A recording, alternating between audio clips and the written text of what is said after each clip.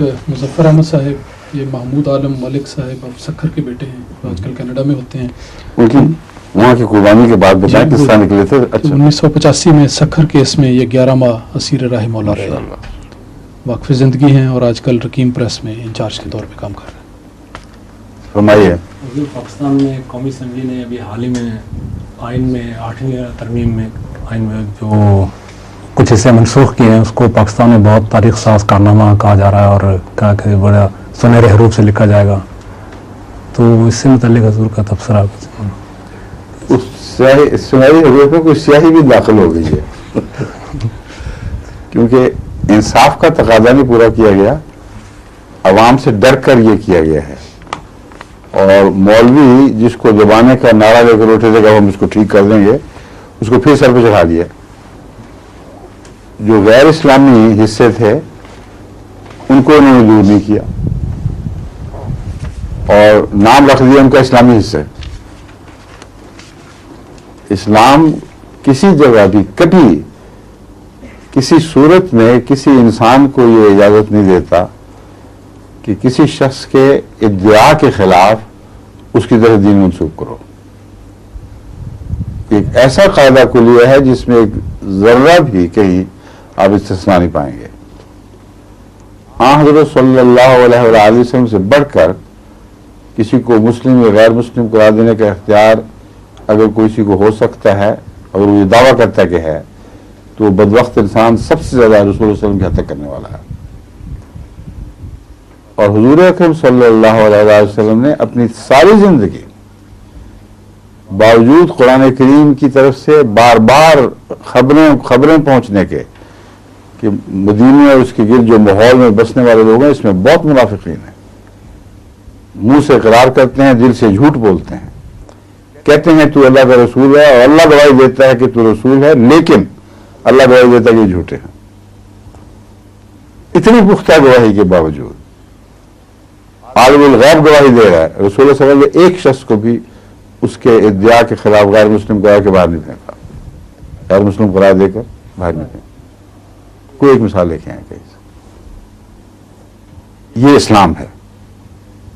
اس واضح اسلامی تعلیم کے خلاف بدبختوں کو، انسانوں کو جو رسول سے بڑھ کر علم اور رسول سے بڑھ کر اختیار کا دعویٰ لے بیٹھے ہیں، ایسے بدبختوں پر یہ فیصلہ چھوڑ دینا کہ تم بتاؤ فلاں مسلمان ہے کہ نہیں، جبکہ وہ مسلمان کہتا ہے،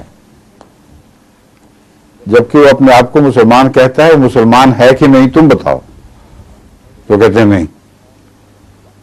کہتے ہیں اگر وہ کلمہ پڑھ لے پھر ہو جائے گا، کلمہ پڑھے تو اس کی گردن کاٹ دو، غیر مسلم کو حقی کوئی نہیں کرو گا.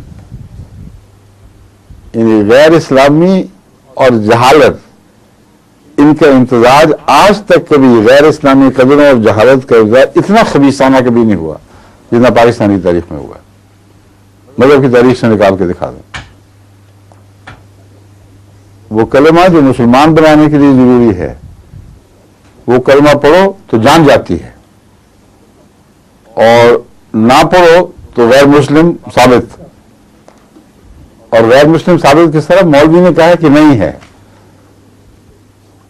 اس لیے ایسا شخص دل میں بھی کلمہ پڑھے تو مسلمان نہیں ہوگا کیونکہ مولوی نہیں مانتا. یہ ایک بدبخت چکر ہے جس کو توڑنا چاہیے تھا اس نحوست حکومت کو. جب تک اس چکر کو نہیں توڑیں گے، پاکستان مولوی کی نحوست کے چکر سے کبھی بھی باہر نہیں جا سکتا.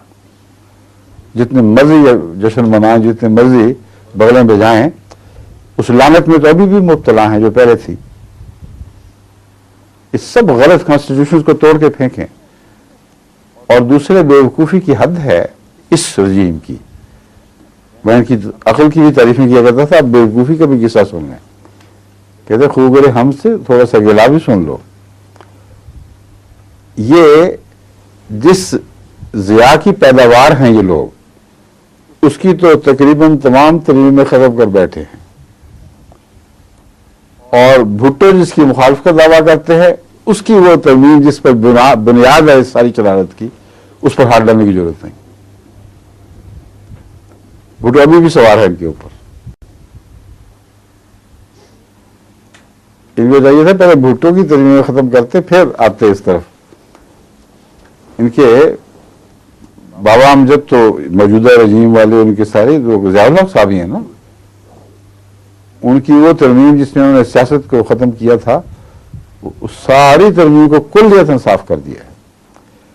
वो तरमीम जो भुट्टो की तरमीम का शख्साना है, उस पर हाथ नहीं डाल सकते।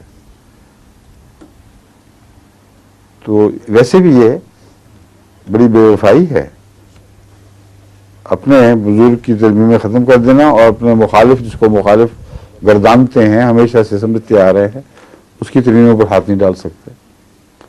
इसलिए कि मुशरिक हो चुकी है कौम, मौलवी से डरती है, और वो सियासत जो मुल्ला से डर जाए उसकी कोई भलाई नहीं हो सकती कभी। मुल्ला जिसकी गर्दन पे फंदा डाल गया एक दफा, उसको लेके बैठता है। ये स्पेन की सल्तनत को किसने बर्बाद किया? मुल्ला ने बर्बाद किया। तमाम इस्लामी सल्तनतों में जब भी कोई तबाही मची है, मुल्ला के जोर से बची है। हलाकू खां मुल्ला के कहने पर आया था। इनको अपनी तारीख का भी इल्म नहीं, ये कैसी बदनसीब चीज है। मुल्ला जो जिस कौम के गले में फंदा बने, उस पर लानत का फंदा बन के पड़ता है।